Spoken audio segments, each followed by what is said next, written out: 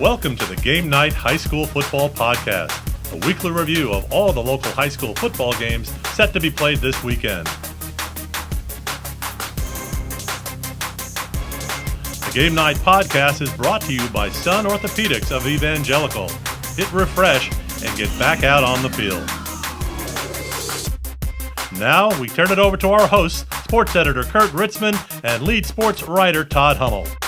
Hello and welcome to week 10 of our Game Night Football Podcast. I'm Kurt and this is Todd. Hello. Did you forget your name for a second? I don't know. The introduction is the hardest part. I don't know why. Only 9 games on the schedule this week involving Valley teams. A lot of interesting ones though, so that's a good way to end the regular season. There you go. And then you're not going to start with some of the interesting ones, right? No, they're very interesting. I want to take a look at the bottom of the Class 3A District 4 playoff picture. Right now, Warrior Run is in the 8th spot. At 2-7, they're hosting 3-6 Columbia Montour Votech, which is a size bigger, which plays into power rankings. I'm not totally sure how it all works, but a win for the Defenders, I'm thinking, would seal the 8th spot, but I'm not all the way sure. Yeah, I think it would too. The only possibility there is if Mifflinburg would beat Lewisburg, and Lewisburg has more wins, but is a smaller school and has a strength of schedule ranking that's obviously higher than Votech's at the bottom of 4A there, and the Schick Milton game is going to play a role in this too as well because Milton plays a bigger school with a better power ranking than Votech too, and Again, it's going to come down to who wins these games and how fast the math comes out. I give Warrior Run a pretty good shot against Votech. Votech has a sophomore running back who's rushed for over 1,000 yards. And Warrior Run's coming off a really tough part of its schedule, back-to-back shutouts, Loyal Sock and which is Central Columbia the last 2 weeks. And they were playing better in the middle of the season when their schedule was a little easier, and caused some problems from Danville at the early part of the season. So I think you gotta favor Warrior Run in this one. Up until last week, I thought Lewisburg was a pretty serious favorite in their rivalry game, the Little Brown Jug game with Mifflinburg.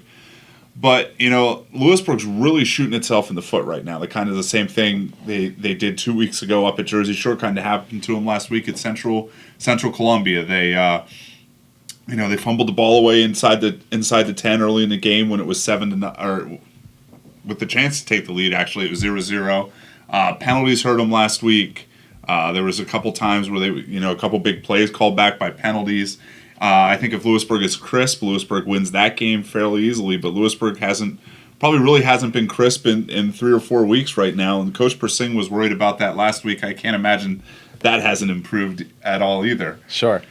Lewisburg, not only is it a rivalry game, but it's an important game for Lewisburg. Right now they're sitting at the 6th seed, which would earn them another trip to Central Columbia. And, I don't know first round of districts. And, Central has Bloomsburg this week. That's another big rivalry game. Central's certainly the favorite in that one, but it wouldn't be out of the realm of possibility. It's not like Bloomsburg's never pulled off that upset before, and Bloomsburg's certainly talented enough to do it. And that, cliche alert, but, you can throw the records out when those two teams play. So, Bloomsburg's in a battle to get everybody in 2A wants to stay out of the 7 and 8 seed to stay away from Southern and Mount Carmel in the first round. So it's a big game for Bloomsburg too. Mifflinburg got Gary DeGroat Jr. back 2 weeks ago. They seem to and Mason Breed maybe the week before that, and they really seem to have gotten the running game going with Breed. Coach Dressler was really excited about Mason Breed last year as a freshman, but he got hurt early in the season, and the same thing kind of happened this year. Missed 3 or 4 games in the middle of the season with an injury and seems healthy right now. So, Lewisburg has to be concerned about that. Again, I think if Lewisburg plays up to its potential, Lewisburg probably gets this one fairly easily, but they haven't played to their potential lately. Right. Mifflinburg's coming off an overtime loss to Central Mountain, which... first win for Central Mountain, but we've talked throughout the season about Colin Jones and how great a wide receiver he is.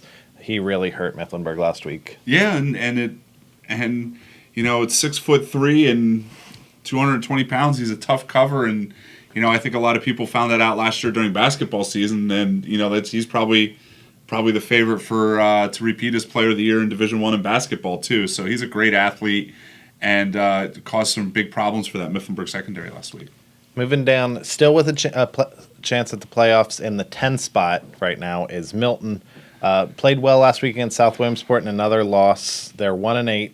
They're welcoming 1-8 Shikellamy, who's right now the 4 seed in 4A, and Schick would love to get a win to get a little momentum going into probably Jersey Shore in the first week of districts.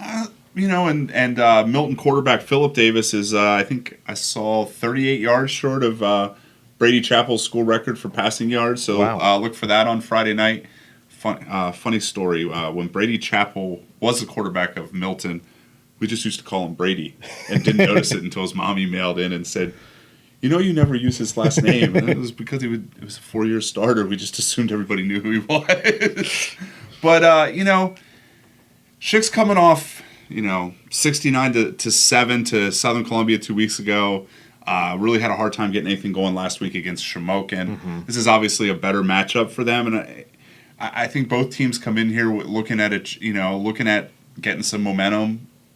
And Milton, I haven't really looked at the Eastern Conference. I don't know if they have a shot at an Eastern Conference berth this year or not. I guess I'll have to look at that and check that out later on today. But, their offenses come on, but they have to kind of avoid those slow start, like the slow start they had last week where, they got down, I think it was 14-0 before they were able to kind of, I think they were down 21-0. 21-0. And then tried to rally in the fourth quarter with a pair of touchdowns and a chance late. And actually did score, but the ball was ruled that it was forward lateral. A forward lateral, and the lateral's at the end on the chance at a game-tying touchdown. So, I think this has a chance to be a really entertaining game because I think Shikelamy's offense probably, can do some damage to the Milton defense on the ground. And Darrell Lyles is a real tough cover at 6'3" and 250 pounds for anybody.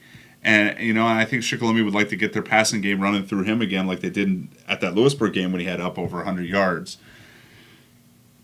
I think Milton wins this. I think the 3A probably comes down to points at the to points between them and Warrior Run. How if a win over Votech means more than the win over Shikellamy.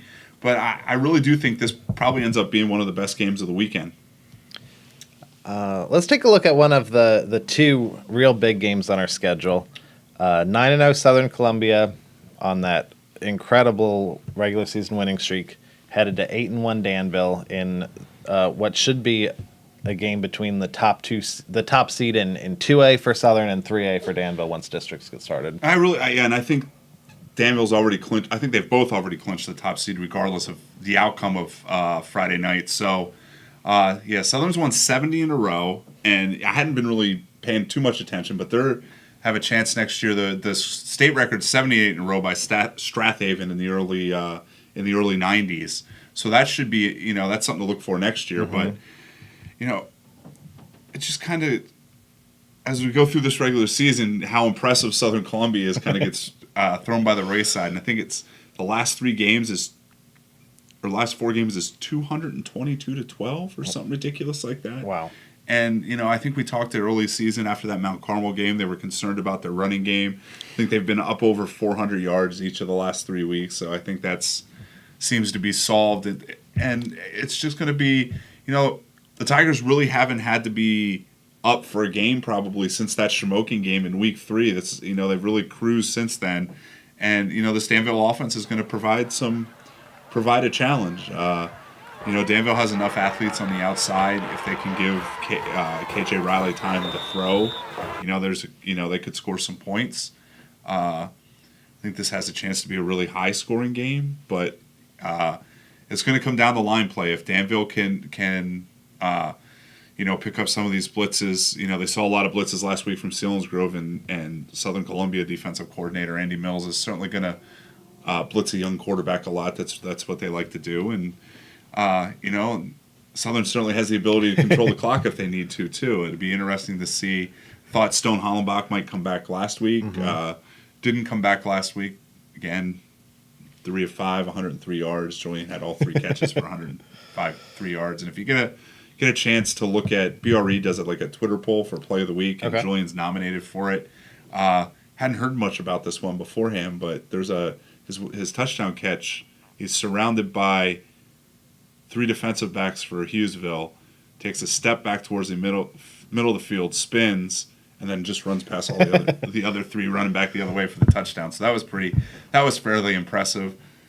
I love how it's only just fairly impressive because Julian does a lot of impressive things. I was going to say because we've seen him do better, I guess. But I think Southern wins this one, but I'm kind of hoping this is. I think Coach Roth would probably want to test in this one the week before the playoffs. Haven't really been tested in almost 6 weeks, and probably won't be tested again after the Danville game until they see Mount Carmel. We're assuming would be Mount Carmel in the district final, mid-November at this point. So I think the Tigers are probably looking to see how they match up against a strong team. And what does Danville have to lose? Nobody expects them to win this game. And talking about it in the office last week, Danville's probably not going to play anybody better, any 3A team better in districts, and even if they would win a district title, probably in that state playoffs. So this has got to be that's huge preparation for the Ironmen as they prepare for the playoffs as well.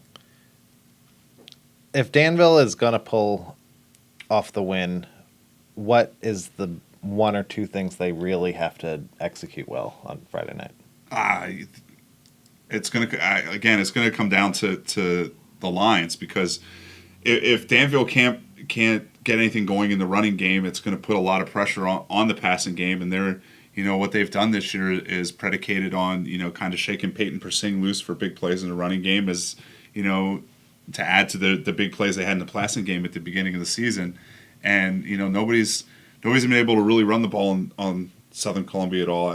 Mount Carmel did a little bit, but I think it's 600 yards in 9 games so far. So that's incredible. Yeah, that's what it's going to come down to. This Danville defense is probably underrated just because how explosive the offense has been all season, and that's going to be the smaller defensive line compared to the Southern offensive line, and it's going to rely on the quickness of Zach Zerby inside, and maybe Hugh Vastine, who's 6'7", maybe batting down some passes and things like that. But again, between both Garcias, they have 3 big play guys in the offense that, nobody has really stopped over the last 6 weeks.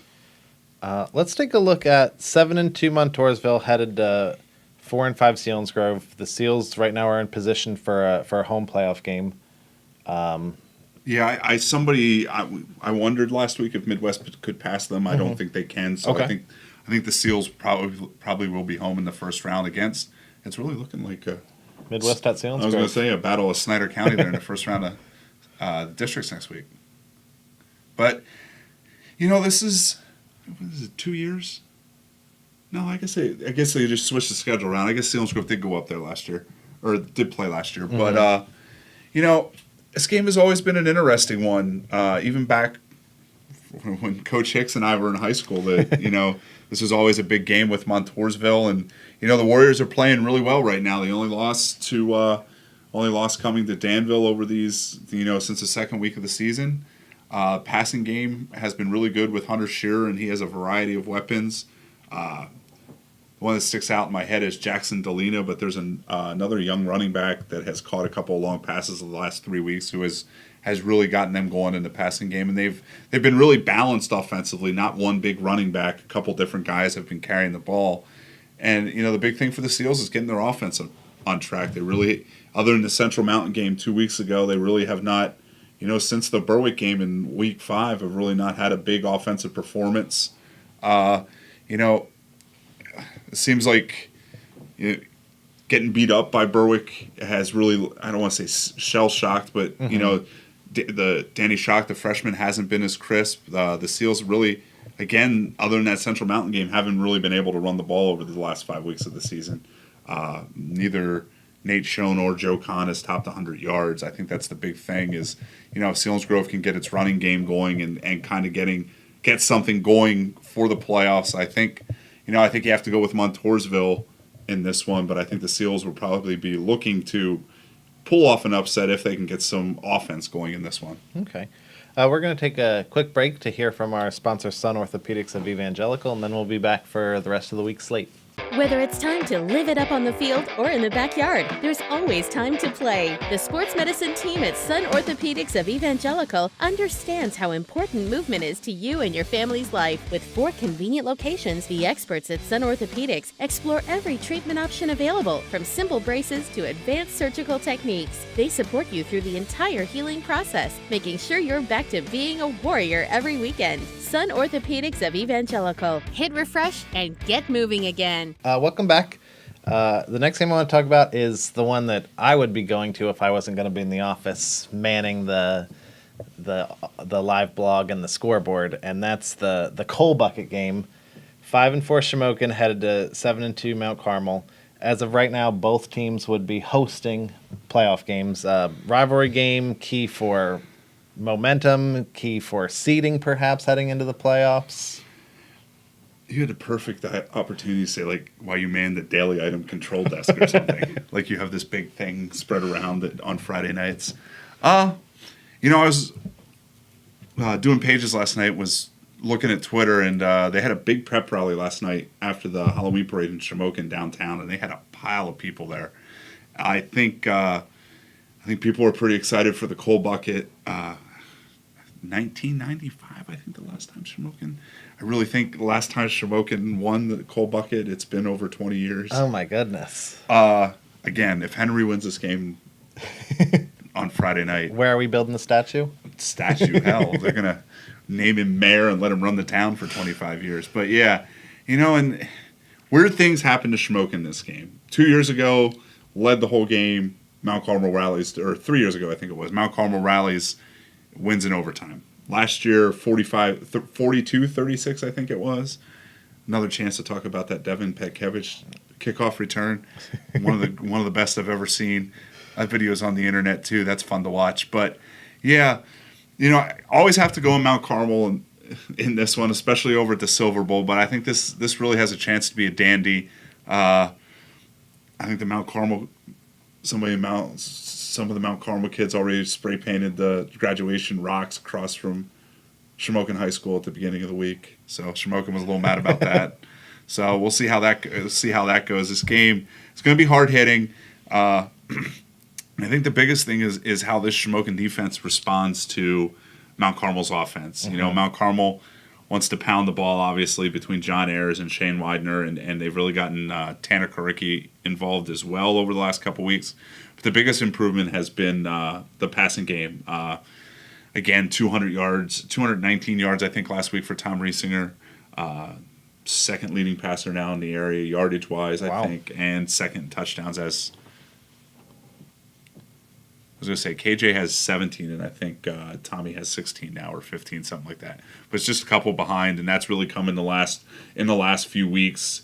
And, nobody's really challenged Mount Carmel since they lost to North Schuylkill back at the end of September. So it's going to be interesting. I think Shamokin will. I think, but, good Shamokin, bad Shamokin. We are due for bad Shamokin this week. But I think I don't think you have to worry about that this week unless it's over emotional for Coal Bucket. I don't think they're going to have a letdown against the Red Tornadoes. But I think you have to go with Mount Carmel until they actually finally lose this game. But again, they're gonna shut down Shamokin if the Indians win that game, and I don't think it'd be a fun ride back over in the Silver Bowl if that actually happens. Last week, Mount Carmel beat Bloomsburg 53-0. And Josh Funk covered the game for us, and he was talking to Mount Carmel defensive lineman, and he said, they felt giving up 5 yards was too many in the first quarter, and Josh told him, no, you actually gave up -2 in the first quarter, and he goes, that's still too many. I thought that was awesome. I wish I could remember who it was. It wasn't Bill. Was it Bill Anderson? I don't believe so. Oh, all right, I shouldn't guess like that.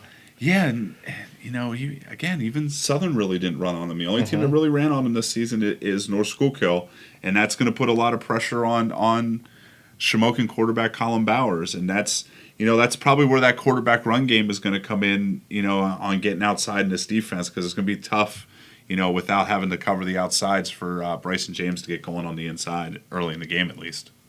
Our next game is 4-4 Midwest, headed to Tunkhannock. Midwest pretty much locked into the 3 seed in 4A. The Mustangs have a chance to have a winning regular season in their first year as a program. I think they'd be pretty excited by that if you told them that at the beginning of the season, and I also think that they probably think they should be better, because they probably feel they gave away 2 games in the middle part of that season too. Mm-hmm. Back on the road, at least this time they're not going into the deep reaches of the coal region, heading up north. Is this even farther though? Yeah, I think it's farther. You go to Dallas and hang a left and go another 20 miles. So okay. Yeah, it's not close. So Tunkhannock is 3-6. One of their losses, is to Towanda, 42-32 earlier this season. Got a sophomore quarterback who seems to be pretty good, Jack Chilson. I don't know why I couldn't say that for a second, but yeah, and they like to run the ball a little bit too. 4 different backs last week. They beat Mid-Valley, had between 48 and 52 yards and at least 5 carries. So try and spread the ball around. And, the same thing for, the thing that Midwest is going to want to do is rely on that defensive front, who mm-hmm. didn't give up really anything against Vincentian Academy. Be interesting to see. They really used Hunter Wolfley a lot last week. 3 touchdowns, 100 yards rushing.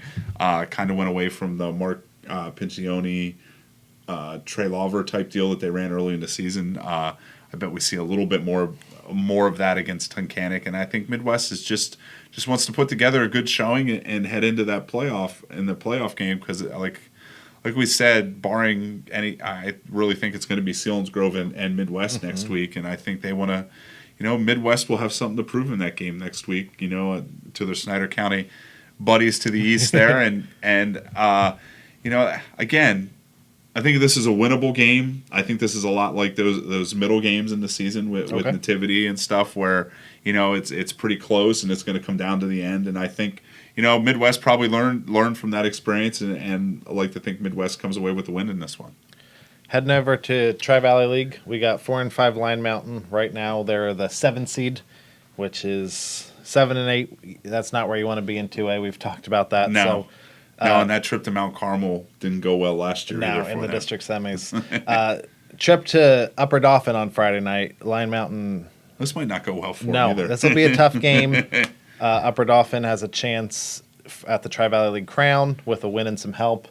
But Line Mountain, this would do a lot to help their playoff chances if they can get up to that 6 seed. Oh, I think Upper Dauphin, beating Upper Dauphin probably vaults them out of the 7 seed. Going to be a tough task. This is, Upper Dauphin has run the ball on everybody this season, has scored a lot of points on everybody. Obviously, the strength of this Line Mountain team right now is their defense. Mm-hmm. Again, turnovers are killing the Eagles. 3 turnovers last week again. 2 pick sixes for Tri-Valley in that loss. And, for the first time, their defense kind of failed them. Tri-Valley was able to throw the ball deep on them and kind of set up 2 early scores, kind of put that game or take control of that game early with that pick 6 late in the first half. So I looked at the tiebreakers before I came in. Now, Halifax plays. A Halifax win gets them the title. A Halifax loss and an Upper Dauphin win gets them the title. Gives Upper Dauphin the title. Yeah, it gives Upper Dauphin the title. If both Halifax and Upper Dauphin lose and Williams Valley beats Millersburg, Williams Valley is the champion. So Williams Valley probably needs the most help. Right. And Halifax is the only one that really controls their own fate. So be a surprise if Halifax does not get the title. But, Upper Dauphin certainly has something to play for. And just an interesting little note, so the top 2 seeds in District 3 AA were York Catholic and DeLone Catholic. And I think DeLone Catholic beat York, so Upper Dauphin has a shot at the 2 seed, and if they're able to win the District 3 title, your reward, Southern, or Mount Carmel, whoever wins the AA title. So good luck with that. But again, this is probably the best Upper Dauphin team since the mid 2000s when Carm DiFrancesco was down there when they lost that district game to Millersburg. district final, Upper Dauphin and Millersburg. Wow. Yeah, that happened once. 10 years ago? 15? I think it was 2007. Oh. Because we had a bunch of games that day because it was early in the day and Bill was the sports editor. Bill had to go down to cover Upper Dauphin and Millersburg at 1 o'clock in the afternoon. So I think Upper Dauphin wins this one. I think Lime Mountain just wants to put together a decent performance. It's been a couple weeks since they've played well, and this has always been a rivalry. Brandon's dad, Mike, left Lime Mountain at one time to coach at Upper Dauphin for a while. So, this has always been a rivalry. I think Lime Mountain wins this one, or Upper Dauphin wins this one. But I think Lime Mountain wants to put together something positive to going into the playoffs. Okay. Our last game of the week, you mentioned it. Millersburg still looking to snap that winless streak. Hosts Williams Valley, who, with a win and some help, can be the Tri-Valley League champions. I don't think this is the week the Indians get the win. No, but probably not. On a plus, they're not forfeiting like they had to week 10 last year. Yeah. They've had some moral victories throughout this year and play well, maybe feel good going into the off season against a good Williams Valley team. Speaking of two things, if you get a chance, check out, search for the Hail Mary pass last week in the Williams Valley Halifax game that won Williams Valley the game that got them back into the Tri-Valley League race. They actually hit a hook and lateral, or hook and ladder, whatever you prefer, and then hit a Hail Mary on back-to-back plays to win the game. Wow. And speaking of Hail Marys, there's also video floating. It's not really Hail Mary, but Bald Eagle area recovered a fumble on the 19 and had one play to score a touchdown to beat Jersey Shore at the buzzer last week. So when you watch it, it looks like a wide open guy in the hands, bounces to one side, hits another player and bounces this way, and some kid in the ground catches it, and that's how Bald Eagle area beat Jersey Shore last week. So back to Williams Valley Millersburg. I think the big thing for the Indians that they take away from this season, as somebody that does the stats, is just how much better they were this year despite being 0-10. They really didn't do much last year offensively, really couldn't move the ball at all. They found some things they can do offensively. Their biggest thing right now is finding, some sort of way to stop the run. Got pushed around. Honestly, both sides of the ball didn't really run the ball real well this year. And that's going to be, if they figure out a way to fight that and get more, they got a chance to win a couple games because this is a young team. I think they lose 2 or 3 seniors. And the point of this at playing all these young kids is to take your lumps and be better as junior and seniors. Now it's just going to be a matter of, they talked all year about how much work they did in the off season last year, and you saw improvement. It didn't pay off in wins, but you put that kind of work in and come back next year a little bigger, a little stronger, and maybe you have a shot, against some of these, bottom half of the Tri-Valley League teams that kind of hurt you this year. Williams Valley, as long as they don't get caught looking ahead or something strange happens, should win this one and trying to prepare themselves to defend their District 11 Class A title. Okay, that's our 9-game slate. Make sure you pick up Friday's daily item with our game night section with a cover story on the Coal Bucket rivalry game and previews of the other 8 games. And also in the sports section on Friday is Todd's column and picks. He's got a pretty good record this year. Let's see if he can keep it up in week 10 of the regular season. Oh, you've been keeping track. Yeah. I literally have not been keeping track. I couldn't even tell you. It was 63-16 before week 9, something like that. Yeah. Well, as long as you don't count the scores. I don't think I've gotten near a score right. Then Friday night, follow along at dailyitem.com with the high school football scoreboard and our live blog. Saturday's paper, pick that up to read about all the games. And then Monday we'll have playoff pairings. I hope the heck we can figure out the playoff pairings Friday night, but we'll have official playoff pairings Monday along with our high school football notebook with interesting tidbits from Friday night's games. And then we'll be back here next week with a playoff preview. Oh, Lordy. Thanks for watching. Bye. Whether it's time to live it up on the field or in the backyard, there's always time to play. The sports medicine team at Sun Orthopedics of Evangelical understands how important movement is to you and your family's life. With 4 convenient locations, the experts at Sun Orthopedics explore every treatment option available, from simple braces to advanced surgical techniques. They support you through the entire healing process, making sure you're back to being a warrior every weekend. Sun Orthopedics of Evangelical. Hit refresh and get moving again.